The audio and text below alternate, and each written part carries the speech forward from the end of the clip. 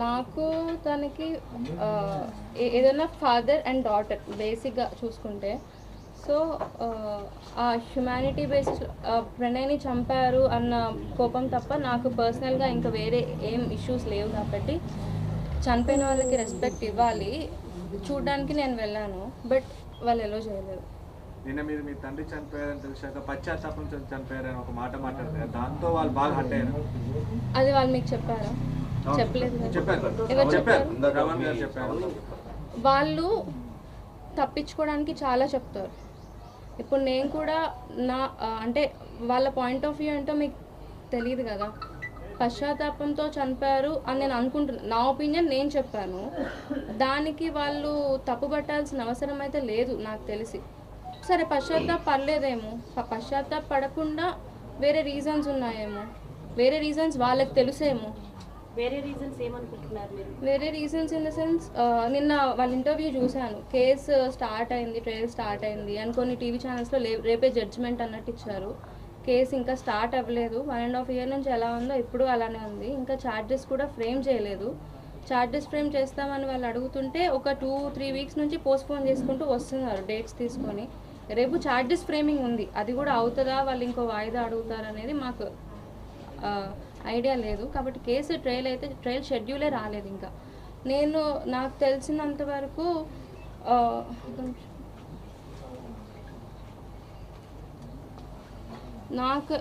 నేను అనుకుంటున్నంత వరకు వేరే ఇష్యూస్ అన్నట్టు అడ్వకేట్స్లో ఫినాన్షియల్ ఇష్యూస్ ఇంకా ప్రాపర్టీ ఇష్యూస్ కూడా ఎంత లేవన్నా నేను ఒక తప్పు చేస్తే నేను చేశానని ఎవరు చెప్పుకోరు. ప్రాపర్టీ ఇష్యూస్ నేను ఉన్నప్పటి నుంచే వాళ్ళకు ఉన్నాయి. వాళ్ళిద్దరి మధ్యలో గొడవ అయినట్టు శ్రవణ్ మారుతిరావుని కొట్టినట్టు కూడా ఇన్ఫర్మేషన్ ఉంది. 2-3 times కొడితే ఎవరింటికి వెళ్ళి దాక్కున్నట్టు. అది ఆ ఫ్యామిలీ అందరికీ తెలుసు. నాకు తెలిసి మిర్యాలగూడలో కూడా చాలామందికి తెలుసు, కానీ బయటకు వచ్చి చెప్పలేరు. So that may be the reason. అంటే ఇప్పుడు నన్ను పక్కన పెడితే ఇప్పుడు కూతురు దూరం అయింది, ఎవరైతే అక్యూజ్డ్ మిగతా వాళ్ళు ఉన్నారో వాళ్ళ ప్రెషర్ ఎక్కువై ఉండొచ్చు. అలానే బ్రదర్ కూడా ఇలా యాంటీ అయిపోయేటప్పటికి డిప్రెస్ అయి ఉండొచ్చు. అతనికి తప్ప నాకు తెలిసినంత వరకు వేరే ఎవ్వరికి ఆ రీజన్ తెలియదు అంత పర్ఫెక్ట్గా. So I can't judge. అంటే చాలా మంది మాట్లాడుతున్నారు తన కూతురు తనకి దగ్గరికి రాలేదు అన్న ఒక మానసికమైన క్షోభ పశ్చాత్తాపంతో ఆయన చనిపోయారని. కాదు, ఏవైతే ప్రాపర్టీ ఇష్యూస్ ఉన్నాయి, ఆయన సూసైడ్ మీద మీకేమైనా సస్పిషియస్ అంటే ఏదైనా అనుమానిస్తున్నారా? అనుమానం అంటే సూసైడే అని నేను నమ్ముతాను. బికాస్ సంథింగ్ ఏదో లెటర్ కూడా ఉంది కదా. సో సూసైడే, బట్ దేనివల్ల చేసుకున్నారు అనేది నేను పర్ఫెక్ట్గా చెప్పలేను, అవతలి వాళ్ళు పర్ఫెక్ట్గా చెప్పలేరు. బికాస్ చేసుకున్న ఆయనకే కదా ఆ క్లారిటీ ఉండేది. కాకపోతే ఓన్లీ కేసు స్టార్ట్ అయింది, ఫోర్స్ అయింది, 1.5 year నుంచి ఉంది. ఒక మనిషిని చంపగలిగే అంత ధైర్యం ఉన్నవాడు నాకు తెలిసినంత వరకు సూసైడ్ చేసుకునే అంత పిరికివాడు కాదు. ఎక్కువ ప్రెషర్ అయిపోతేనే ఈ కేసు ఒక్కదాని వల్ల సూసైడ్ చేసుకునేదంటే ఎప్పుడో చేసుకునేవారు కదా. అంటే అలా అనొచ్చు అనొద్దో తెలీదు. ఇంత 1.5 year అయిపోయింది ప్రణయ్ది అయి కూడా. ఇప్పటిదాకా బేర్ చేసిన వాళ్ళు సడన్గా 1 year 6 months జైల్లో ఉండొచ్చారు. సడన్గా చేసుకోవడానికి ఇది కారణం అంటే నేనైతే ప్రధానంగా చెప్తున్నటువంటి ఎలిగేషన్లో ఆస్తి డిస్ప్యూట్ ఉందని చెప్తున్నారు కదా. మీ తండ్రి మీతో మాట్లాడడానికి మధ్యవర్తులతో మధ్యలో ప్రయత్నించారు, తల్లి దగ్గర మేము చేర్చాలనుకున్నాడు, అది వాస్తవమా? మధ్యలో మీ తండ్రి ఎవరితో మాట్లాడించారు మీతో? ఎవరితో అంటే తల్లి దగ్గరికి చేర్చాలనుకున్నారు అన్న టాపిక్ నాకు రాలేదు. ఒక అతను వచ్చి మేము బాబు దగ్గర లోపల ఉంటే సీసీ కెమెరాస్ ఫొటోస్ తీస్తున్నారు. అది హాల్లో ఉన్న మిర్రర్ నుంచి నేను చూశాను బెడ్రూమ్లో. సో డౌట్ వచ్చి ఏంటిది, ఆ టైంలోనే కరీం ఫోన్ చేశాడు అతనికి. సో ఫోన్లో వాల్యూమ్ ఉన్నప్పుడు ఎవరిదైనా మనకు వినిపిస్తుంది కదా వాయిస్. నేమ్ చూశాను, నేను పక్కనే ఉన్నాను. సో ఇంకా డౌట్ వచ్చి కంప్లైంట్ చేస్తే కస్టడీలోకి తీసుకున్నారు, మారుతిరావు పంపించాడని చెప్పారు. ఆ రోజు తను చెప్పింది ఏంటంటే మీ నాన్నమ్మకి బాగాలేదు, ఆ ఇంటికి వెళ్తావా శ్రవణ్ కుమార్ మీద మీకు ఏమైనా అనుమానం ఉందా? అంటే ఒకవేళ ఈ ప్రెషర్ ఏదైతే ఉందో వీలునామా కావచ్చు, ఆయన ఒక సందర్భంలో మీడియాను అడ్రస్ చేస్తూ కూడా మాట్లాడారు, అన్నయ్య కొన్ని ప్రాపర్టీస్ మా పేరు మీద వీలునామా రాసిన మళ్ళీ వెనక్కి తిరిగి నేను రాయించాను అన్నారు. వన్ థింగ్ ఏంటంటే ఈ కేసు అవ్వకముందు, ప్రణయ్ మర్డర్ అవ్వకముందు వాళ్ళు ప్రాపర్టీస్ పంచుకోలేదు. పొత్తులో ఉన్నాయంటారు కదా, సంథింగ్ ఇద్దరికి కలిపే ఉన్నాయి. కానీ ఇప్పుడు మాట్లాడుతూ నాకు తెలిసిన ఇన్ఫర్మేషన్ ఏంటంటే ఇప్పుడు పంచేసుకున్నారు బయటకు వచ్చాక. సో ఎవరి ప్రాపర్టీస్ వాళ్ళు పంచుకున్నాక ఆయన కేసులో ఉన్నారు. వీలునామాలో ఉంటే ఆస్తి కోసం చేయించాడని ఏమన్నా ఆయన మీద నెగిటివ్ వస్తుందేమో అనుకొని తీపిచ్చుంటాడు తప్ప అంతకుమించి ఏముంది. ఇప్పుడు మీ మదర్తో మధ్యలో మీరు ఫోన్లో మాట్లాడడం కానీ కలిసేటువంటి ప్రయత్నం ఏమైనా చేశారా? మీ మదర్ మీతో మాట్లాడారు? ఒక్కసారి బాబు పుట్టాక వచ్చారు, బట్ బాబుని చూపించమంటే నేను చూపించనన్నాను. ఇప్పుడు మీ మదర్ ఒంటరిగా ఉన్నాడు, భర్తను కోల్పోయింది, కూతురు దూరంగా ఉంది. ఇప్పుడు మీ మదర్కి మీరు అండగా నిలబడతారా, బాధ్యత తీసుకుంటారా? బేసిక్గా నేను మార్తిరావుకి నాకు సంబంధం ఏంటంటే ఫాదర్ అండ్ డాటర్, అందరి ప్రాస్పెక్ట్ అంటే నిజానికి వస్తే. సో ప్రణయ్ చంపారు అన్న ఇది కాకుండా వేరే గొడవలేం లేవు. చనిపోయిన వారికి ఇప్పుడు ప్రణయ్ గురించి ఎవరన్నా బ్యాడ్గా మాట్లాడినా నేను తట్టుకోలేను. అట్లీస్ట్ చనిపోయిన వాళ్ళకి రెస్పెక్ట్ ఇవ్వాలంటాను. సో నేను ఆమెను కన్సోల్ చేయడానికి వెళ్ళాను తను. బికాజ్ అది ఎలా చనిపోయినా, హస్బెండ్ చనిపోతే ఒక వైఫ్, ఆ హస్బెండ్ ఎలాంటి వాడు ఏంటి అనేది పక్కన పెడితే, హస్బెండ్ చనిపోతే ఒక వైఫ్ ఎలా బాధపడుతుంది, ఎలాంటి సిచ్యువేషన్లో ఉంటుంది అనేది ఆల్రెడీ 1.5 years నుంచి నేను ఎక్స్పీరియన్స్ చేస్తున్నా. బికాజ్ ఆ బాధ నాకు తెలుసు. తను ఒంటరి అయింది అంటే ఆబ్వియస్లీ ఎవరన్నా హస్బెండ్ ఆర్ పిల్లలు వేరే వాళ్ళు చూసినా ఒక 1 week or 10 days or 1 year, అంతకుమించి ఎవరు చూడలేదు. తను ఎలోన్గా ఉందని అయితే నేను పక్కా చెప్పగలుగుతాను. మీ నాన్నగారు చివరి కోరిక అమ్మతో అమ్మ దగ్గరికి రా అని సూసైడ్ లెటర్ లో పేర్కొన్నాడు. దాని ప్రకారం మీ నాన్నగారు చివరి కోరిక తీర్చే అవకాశం ఉందా మీకు? బేసిక్గా ప్రణయ్ లేకపోయినా I have a family here. అత్తయ్య, మామయ్య, ఒక బ్రదర్, కొడుకు అందరు ఉన్నారు. నేను తన దగ్గరికి వెళ్ళి ఉండలేను, బట్ ఆమె నా దగ్గరికి వచ్చి ఉంటా అంటే నాకు no problem. I will take responsibility. దాన్ని బాగా. మీ తండ్రి 25 సార్లు మీతో కాంప్రమైజ్ చేసేందుకు ప్రయత్నం చేస్తే మీరే మీ తండ్రిపై కేసు పెట్టిస్తారు. ఎంతవరకు? 25 సార్లు కాదు, నేను చెప్పాను కదా ఇందాక ఎవరు వచ్చి CCTV ఫుటేజ్ ఫోటో తీస్తున్నారని. అప్పుడే మేము డౌట్ వచ్చి కేసు పెట్టాము. అక్కడ మీ బాబాయ్ మిగతా వాళ్ళు మాట్లాడింది ఏంటంటే తండ్రి చనిపోయాడన్న వార్త తెలిస్తే మీరు ఆనందించారన్నారు. నిజంగా అది వాస్తవమా? అంటే తండ్రి మరణ ఆనందించారా? ఇప్పుడు first of all I don't want to talk all this, but మీ అందరూ వెళ్ళి ఇంటర్వ్యూస్ తీశారు. I'm not questioning you. జనాలు ఎవరైతే చూస్తున్నారో, శ్రవణ్ ఎవరైతే ఈ మాట అన్నారో మీరు అందరూ ఒకసారి రీక్యాప్ చేసి చూస్తే తన మొహంలో ఎక్కడ బాధ కనిపించింది? అసలు ఆ మాట ఆయన మొహం చూస్తే ఎవరికైనా అర్థం అవుతుంది. ఆ మాట తనకి వినండి, నేను చెప్పే నన్ను అడిగాను కదా, ఎక్కడ బాధ కనిపించింది? ఆయన లోపల బాధపడుతుండొచ్చు. నేనైనా మా ఫ్యామిలీ అయినా అడిగింది ఏంటి, ప్రణయ్ని చంపారు, దానికి తగ్గ శిక్ష పడాలి, ఉరి శిక్ష పడాలి అన్నాము. అది ఉరేస్తారా, లైఫ్ వేస్తారా, లేకపోతే అది ఏంటనేది సైంటిఫిక్ ఎవిడెన్స్ ఇన్వెస్టిగేషన్ చేశాక వాళ్ళకి దొరికిన ఎవిడెన్స్ని బట్టి ఉంటుంది. అంతేకాని ఒక మనిషి ఇంకో మనిషిని చంపుకోమని, ఒక మనిషి ఎవరికి వాళ్ళు సూసైడ్ చేసి చావాలి అని ఏ మనిషి కోరుకోరు. మేము అంతే. ఎప్పుడైనా కేసు పరంగా వాళ్ళకి శిక్ష పడాలి అని కోరుకున్నాను తప్ప. మీరేం అడిగారు చెప్పండి. మీ తండ్రి చావుని మీరు ఎగతాళి చేశారన్నది బయటకు వినిపించింది, మీరు ఆ విధంగా మాట్లాడారా? నేను మీడియాతో మాట్లాడింది ఫస్ట్ టైం. ఏమని మాట్లాడారు? ఇప్పుడు మొన్న ఏం మాట్లాడాను, మేము అప్పుడే లేసాను నేను. బేసిక్గా నాకు అటు సైడ్ నుంచి ఇప్పటి వరకు ఏ ఫోన్ రాలేదు, ఇన్ఫర్మేషన్ రాలేదు. మీడియాలో చూస్తున్నాను, స్క్రోలింగ్ వస్తుంది. అప్పుడు TV9 or NTV something scrolling వస్తుంటే చూసాము. అప్పటికి బాడీ చూపించట్లేదు. సో మొన్న షెడ్లో ఏదో అయినప్పుడు కూడా ఫస్ట్ మార్తిరావే అని చెప్పి ఇచ్చారని టాక్. సో అది జెన్యూనా కాదా అని కూడా మాకు ఐడియా లేదు. బికాజ్ అది నమ్మే పని కాదు. నేను చెప్పినట్టు సూసైడ్ చేసుకున్నంత పిరికివాడు కాదు అన్నట్టు నేను నమ్మే పని కాదు అది. ఇప్పుడు ఒక అమ్మాయి అన్ని పక్కన పెడితే, ఇప్పుడు నాకు హస్బెండ్ లేరు, ఫాదర్ లేరు, ఒక విధంగా చూసుకుంటే ఆ సిచ్యువేషన్ నా ఒక్కదానికే తెలుస్తుంది. ప్రణయ్ చనిపోయినప్పుడే స్ట్రాంగ్గా ఉన్నదాన్ని ఇప్పుడు స్ట్రాంగ్గా ఎందుకు ఉండలేను? అలా అని బాధ, ఆబ్వియస్లీ సూసైడ్ ఎందుకు చేసుకోవాల్సి వచ్చింది అన్న అనిపిస్తుంది, ఎవరికైనా అనిపిస్తుంది. నేను చట్ట ప్రకారం శిక్ష పడాలనుకున్నాను, అలా పడితే అలా ఏ శిక్ష పడ్డా చేసిన దానికి శిక్ష పడ్డది అనుకునే వాళ్ళం. కానీ సూసైడ్ అనేది ఇట్స్ నాట్ యాక్సెప్టబుల్. అంటే అమృత, ఇప్పుడు మీరు ఇప్పుడే మాట్లాడారు, మీ పాయింట్ ని బేస్ చేసుకుంటున్నాను. ఒక అమ్మాయి జీవితంలో తండ్రి, భర్త, ఆ తర్వాత కొడుకు, ముగ్గురు మగవాళ్ళు ప్రభావితం చేస్తారు. సో ఒక తండ్రిని కక్షలు ఎవరైతే ఉన్నాయో అవన్నీ కూడా వీడిపోయాయి. ఇప్పుడు మీ అమ్మగారికి యాజ్ ఏ డాటర్గా మోరల్ సపోర్ట్ ఇవ్వడానికి మీరు సిద్ధంగా ఉన్నారా? బేసికలీ ఇప్పటి వరకు కేసు నడుస్తుంది, ఇంకా అయిపోలేదు. సో కేసు పరంగా మేము విక్టిమ్స్ అయితే వాళ్ళు అక్యూజ్డ్ కాబట్టి నేను ఆమెతో మాట్లాడడం జరగలేదు. నేను నా హస్బెండ్ సైడ్ ఎలా అయితే చనిపోయాను, న్యాయం జరగాలి అని ఉన్నానో తను కూడా ఆమె హస్బెండ్ సైడ్ ఉంది. సో నేను మాట్లాడలేదు. ఇప్పుడు అలోన్ అయిపోయారు. నేనైనా నాకు వీళ్ళు నన్ను అర్థం చేసుకున్నారు, నాతో ఉన్నారు కాబట్టి I have a family now. Alone అయిపోయారు. ఆబ్వియస్లీ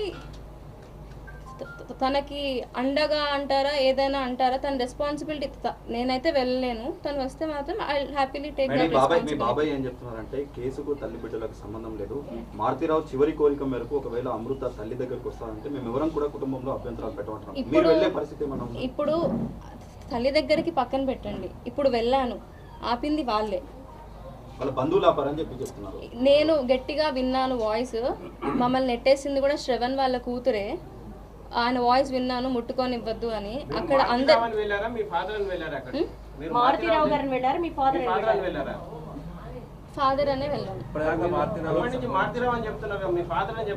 ఆయన రాష్ట్ర లెటర్ మీకు తెలుసు, టీవీలో కనిపించింది, ఆయన ఏదో రాష్ట్రాన్ని ఎగతాళిగా మాట్లాడారు. ఇప్పుడు ఆయన రాష్ట్ర లెటర్ తెలుసు, ఎగతాళిగా నేనేం మాట్లాడలేదే. ఆయన రాష్ట్ర లెటర్ తన కూతురు తన దగ్గర చివరి కోరిక మేరకు ఏమన్నా? నాకు అసలు మీకు అడిగే క్వశ్చన్ అర్థం కాలేదు. మారుతిరావు చివరి కోరిక మేరకు ఏమన్నా మీరు మీ భవిష్యత్తులో తల్లి దగ్గరికి వెళ్ళే నేను ప్రయత్నం? ఏమన్నానంటే తల్లి దగ్గరికి వెళ్ళడము ఇన్ ద సెన్స్ ఏంటి, ఒక తల్లి దగ్గరికి వెళ్ళాలి అంటే ఈ ఫ్యామిలీని వదిలేసి వీళ్ళతో సంబంధాలు పెట్టుకోకుండా వెళ్ళాలి అంటే it's not possible.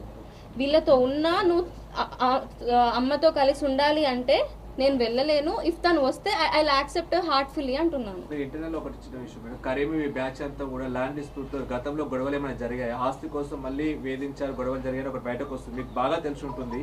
Karim and మిగతా నలుగురు ఎవరైతే ఉన్నారు వాళ్ళ డిస్ప్యూట్ లో అలా ఉమ్మడిగా ఆస్తులు ఏమైనా ఉన్నాయా? బినామీ ఆస్తులు ఉన్నాయి. అంటే చిన్నప్పటి నుంచి నేను అక్కడ నేను విన్న దాన్ని బట్టి బినామీ ఆస్తులు కరీం ఇంకా చాలా మంది మీద ఉన్నాయి. ఇప్పుడు మాకేం సంబంధం లేదు, మమ్మల్ని అనవసరంగా ఇరికిచ్చారు అని ఎవరైనా మాట్లాడతారు. కోర్టులో కూడా అదే చెప్తారు. Evidence, scientific evidence are department వాళ్ళు చేసిన ఇన్వెస్టిగేషన్ ఏదైతే ఉందో, ఇప్పుడు సాక్ష్యం ఉంది నిర్భయ కేసులో, ఊరి వరకు వచ్చినా ఎంత పోస్ట్పోన్ చేసుకుంటూ వెళ్తున్నారు. అలా ఉన్న మన చట్టంలో ఏ తప్పు చేయకుండా శిక్ష అయితే ఎవరు వేయరు. మనం చూస్తాం కదా, వాళ్ళు తప్పు చేస్తేనే శిక్ష పడుతుంది, లేకపోతే లేదు. ఆస్తులు మాత్రం బినామీ ఆస్తులు ఉన్నాయి. అండ్ పంచుకోవడం కూడా ఈ మధ్యనే పంచుకున్నారని విన్నాను. ఫస్ట్ నుంచి కూడా ఆస్తి గొడవలో డిస్ప్యూట్స్ ఉన్నాయి. శ్రవణ్ ఎప్పుడైనా ఈయన వెళ్తే అందరూ నీది అంటున్నారు, ఇద్దరిది అని ఎవరు అనట్లేదు, నీ పేరే చెప్తున్నారు, ఏది చెప్పినా అని ఇంట్లో గొడవలు. అంటే అమృత చిన్నప్పటి నుంచి 18 years గా మీ ఫాదర్ ని బాగా తెలుసు. ఆయన వ్యక్తిగతంగా ఎలా ఉంటారు అన్నది. ఆయన అంత పిరికివాడ సూసైడ్ చేసుకునేంత కాదు. అందుకే ఐ వాజ్ ఇన్ షాక్. మీరు యాక్సెప్ట్ చేస్తారా కూతురు కోసం చనిపోయేంత ప్రేమ ఉందని? సంబంధించి వివాదం తలెత్తే అవకాశం ఉంది. ప్రణయ్ హత్య కేసు కంటే కూడా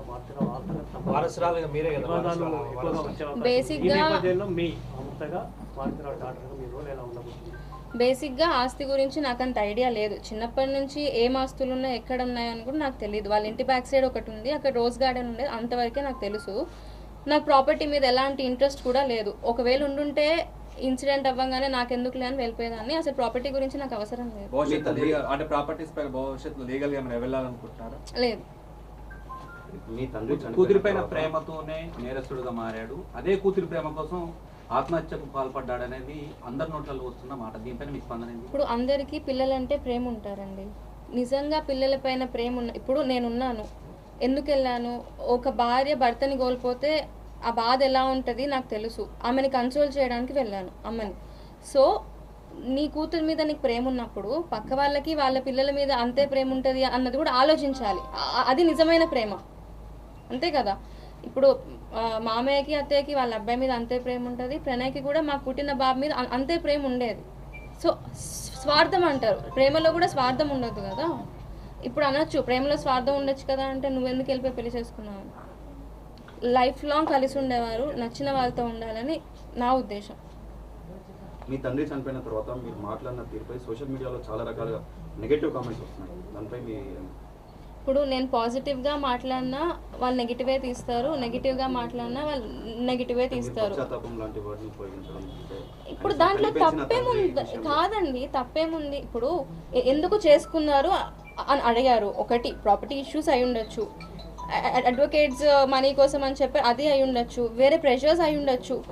ఇవన్నీ చెప్పినప్పుడు లేనిది ఇది ఒక్క మాట అంటేనే ఎందుకు వస్తుంది?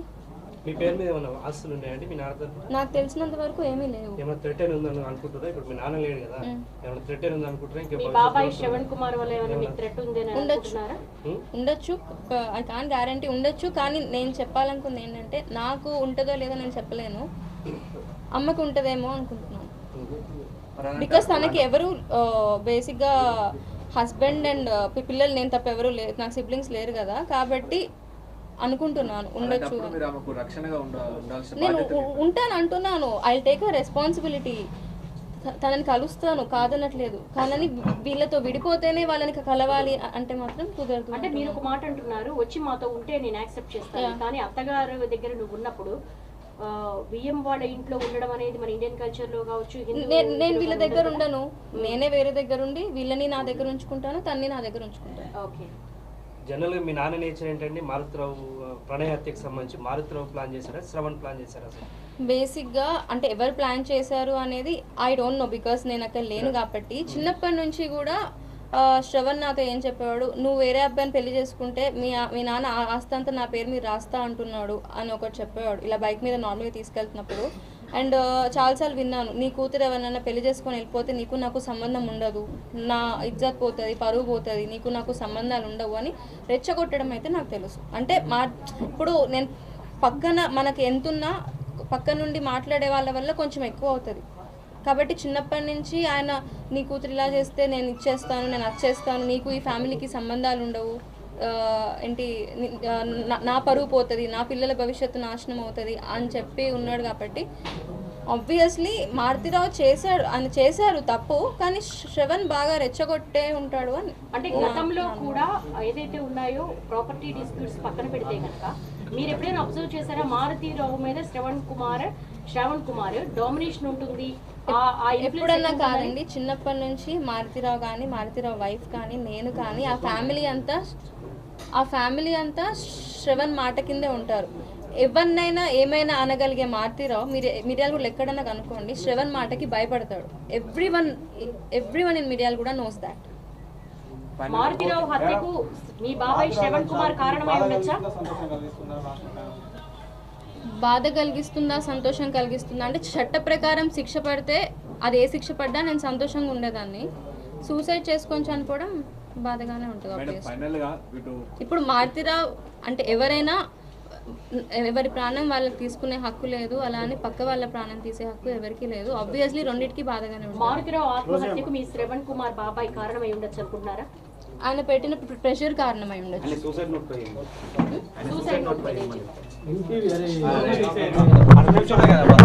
నా చివరిగా రాసింది కాబట్టి ఆయన కోరిక అది అనుకోనే నేను వెళ్ళాను ఇవాళ.